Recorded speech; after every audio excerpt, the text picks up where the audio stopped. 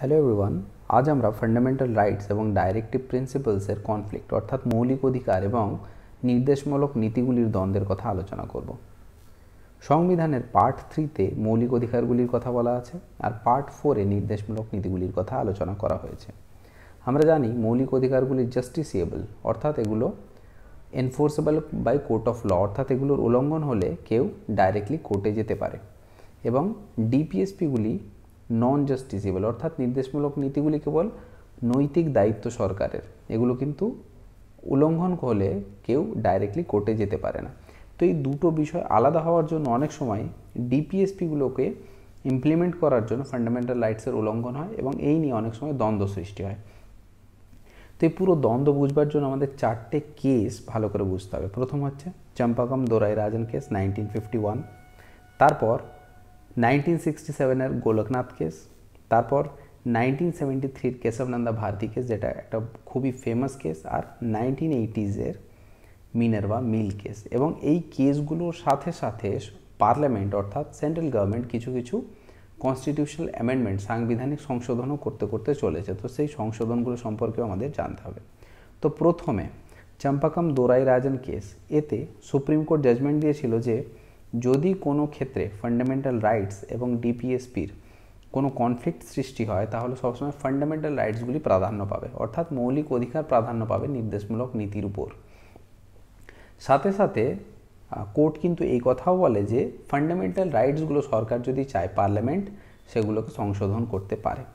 সেই মতো parliament first amendment act, fourth amendment act, seventh amendment act pass করে যাতে করে কিনা এই ডিপিএসপিগুলি অর্থাৎ নির্দেশমূলক নীতিগুলি কার্যকরী করা যায়। এর পরের ইম্পর্টেন্ট কেস হচ্ছে গোলকনাথ কেস 1967। এখানে সুপ্রিম কোর্ট সোজা সোজা বলে দেয় যে ডিপিএসপিগুলি অর্থাৎ নির্দেশমূলক নীতি লাগু করতে গিয়ে ফান্ডামেন্টাল রাইটসগুলোর উল্লঙ্ঘন করা যাবে না।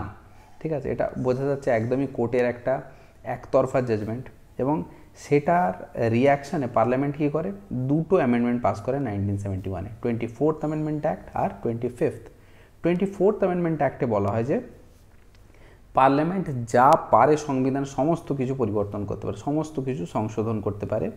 আর বলা হয় যে কোনো সংশোধন যদি পার্লামেন্ট করে এবং সেই সংশোধন বিল যখন প্রেসিডেন্টের কাছে গিয়ে পৌঁছবে, প্রেসিডেন্ট রিটার্নও করতে পারবে না এবং উইথহেল্ডও করতে পারবে না, প্রেসিডেন্টকে সাইন করতেই হবে এই ধরনের কোনো আইন পাস করলে। আর 25th অ্যামেন্ডমেন্ট অ্যাক্টে বলা হয় যে রাইট টু প্রপার্টি যেটা আছে আর্টিকেল 31 সেটাকে তুলে নেওয়া হয়, সেটাকে সরিয়ে দেওয়া হয় কনস্টিটিউশন থেকে, আর একটা নতুন আর্টিকেল অ্যাড করা হয় আর্টিকেল 31C।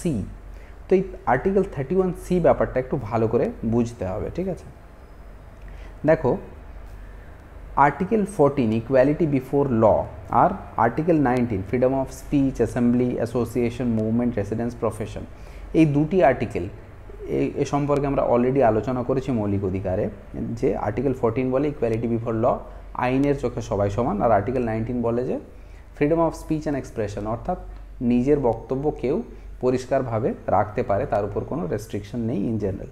তো এগুলো কি, এগুলো হচ্ছে পার্ট 3 ফান্ডামেন্টাল রাইটসের আর্টিকেল, রাইট। আর আর্টিকেল 39B যেটা কিনা বলে যে equitable distribution of natural resources, মানে প্রাকৃতিক সম্পদগুলো সমবন্টন সরকার প্রচেষ্টা করবে সমবন্টন করার। আর্টিকেল 39C বলছে যে কোনোভাবে যেন সম্পদের একত্রীকরণ না হয়ে যায়, কিছু মুষ্টিমেয় লোকের হাতে যেন বেশি সম্পত্তি না চলে আসে। তো এগুলো হচ্ছে কি ডিপিএসপি। তো এই ডিপিএসপি 39B বা 39C যদি কোনো কারণে লাগু করতে হয় আর সেই ক্ষেত্রে যদি ফান্ডামেন্টাল রাইটসের উল্লঙ্ঘন হয়, তো এই দুটো ডিপিএসপি এবং পার্ট 3-র মাঝখানে একটা 31C আর্টিকেল চলে আসে যেটা ব্রিজের মতো কাজ করে। ঠিক আছে, এটা কি বলে যে আর্টিকেল 49 এবং 59-এর যদি উল্লঙ্ঘনও হয়ে যায় আর্টিকেল 39B 39C অ্যাপ্লাই করতে গিয়ে তাহলে চলবে। আর এরকম কোনো ল যদি পার্লামেন্ট পাস করে তাহলে কোর্ট কিন্তু কোয়েশ্চেন করতে পারবে না। দুটো কথা বলে আর্টিকেল 31C, বোঝা গেল। 31C হচ্ছে exception for article 14 and 19।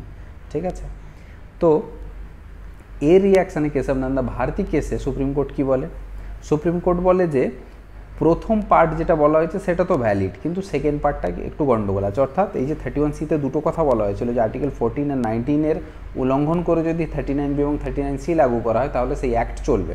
Supreme court বলছে হ্যাঁ চলবে, কোনো অসুবিধা নেই, কিন্তু আর্টিকেল 31C যে বলেছিল যে এরকম কোনো ল কোর্ট যাচাই করতে পারবে না, কোর্টের যে জুডিশিয়াল রিভিউ করতে পারবে না যে এরকম অ্যাক্টে অ্যাকচুয়ালি 39B 39C অ্যাপ্লাই করতে গিয়ে কি 49 বা 19 উল্লঙ্ঘন হলো কি।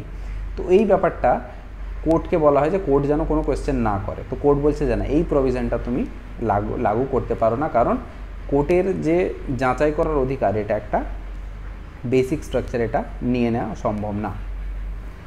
এরপর আচ্ছা, এখানে একটা জিনিস কিন্তু বোঝো যে 31C এতে কি বলা হয়েছিল যে আর্টিকেল 39B আর 39C যদি লাগু করতে গিয়ে আর্টিকেল 14 বা 19 উল্লঙ্ঘন হয় তাহলে চলবে। এরপর একটা 42nd অ্যামেন্ডমেন্ট অ্যাক্ট 1976 আনা হয়, যার মধ্যে কি করা হয়, বলা হয় যে শুধুমাত্র আর্টিকেল 39B 39C না, যে কোনো ডিপিএসপি নির্দেশমূলক নীতির যে কোনো আর্টিকেল লাগু করতে গিয়ে যদি আর্টিকেল 14 বা 15 উল্লঙ্ঘন হয় তাহলে চলবে। কিন্তু তার রিয়াকশানে আবার মিনার্ভা মিল কেসে সুপ্রিম কোর্ট কি জাজমেন্ট দেয়। সুপ্রিম কোর্ট বলে যে এই যে 39C এর স্কোপটাকে যে বাড়িয়ে দেওয়া হলো, যে 39B 39C নয়, যে কোনো ডিপিএসপির আর্টিকেল লাগু করতে গিয়েই আর্টিকেল 14 বা 19 উল্লঙ্ঘন হলে চলবে। সুপ্রিম কোর্ট বললো যে এই যে তুমি বাড়িয়ে দিয়েছো স্কোপটা, পার্লামেন্টকে বললো এটা ইনভ্যালিড, এরকম করলে চলবে না, ঠিক আছে। আর সুপ্রিম কোর্ট মিনার্ভা মিল কেসে একটা খুব সুন্দর কথা বলেছিল, যেটা অবশ্যই মনে রাখতে হবে, যে কি বলেছে, Indian constitution is founded on the bedrock of balance between fundamental rights and DPSP. The harmony and balance between the two is an essential feature of the basic structure of the Indian Constitution. অর্থাৎ fundamental rights এবং মৌলিক অধিকারগুলো একটা রথের দুটো চাকার মতো, কোনোটাকে বেশি প্রাধান্য দিয়ে কোনোটাকে কম প্রাধান্য দিলে চলবে না, দুটো যেন ব্যালেন্স করে চলে, সেটা সরকারকে সবসময় মাথায় রাখতে হবে। গভর্নমেন্টকে সবসময় যখনই কোনো ল পাস করবে খেয়াল রাখতে হবে যে ডিপিএসপিও লাগু হয়, অথচ ফান্ডামেন্টাল রাইটসগুলো যেন কোনোভাবে বেশি বেশি করে উল্লঙ্ঘন না হয়ে যায়, লিমিটের বাইরে। এই কথাটা যেন সরকার মাথায় রাখে, মিনার্ভা মিল কেসে সুপ্রিম কোর্ট জাজমেন্ট দেয়। তো এখন এই মুহূর্তে যেটা বলা যায় যে ফান্ডামেন্টাল রাইটসগুলি নির্দেশমূলক নীতির উপরে একটু প্রাধান্য পায়, কিন্তু এই 31C এর কথা আমাদের মনে রাখতে হবে যে 39B বা 39C লাগু করতে গিয়ে এই দুটি ডিপিএসপির আর্টিকেল লাগু করতে গিয়ে যদি আর্টিকেল 14 বা 19 উল্লঙ্ঘন হয় তাহলে চলবে। তো এই এক্সেপশনটা মনে রাখতে হবে। তো বর্তমান পরিস্থিতি এটা, মিনার্ভা মিল কেসের যে জাজমেন্টটা, এটাই হচ্ছে লেটেস্ট জাজমেন্ট, যেই অনুযায়ী ডিপিএসপি এবং ফান্ডামেন্টাল রাইটসের যে এই মুহূর্তে অবস্থান সেটা আমরা বুঝতে পারি। তো আশা করছি দুটোর যে কনফ্লিক্ট আছে, আশা করছি বোঝাতে পারলাম। ভালো লাগলে অবশ্যই শেয়ার করো, কমেন্টে নিজের ফিডব্যাক দিও অবশ্যই, এবং ভালো লাগলে প্রথমবার যদি ভিডিও দেখে থাকো সাবস্ক্রাইব টু দ্য চ্যানেল, এবং চ্যানেলে অন্যান্য যে ভিডিওগুলো আছে সেগুলো তোমরা দেখতে পারো। পলিটির উপর নানান রকম ভিডিও আছে। Thank you so much for watching.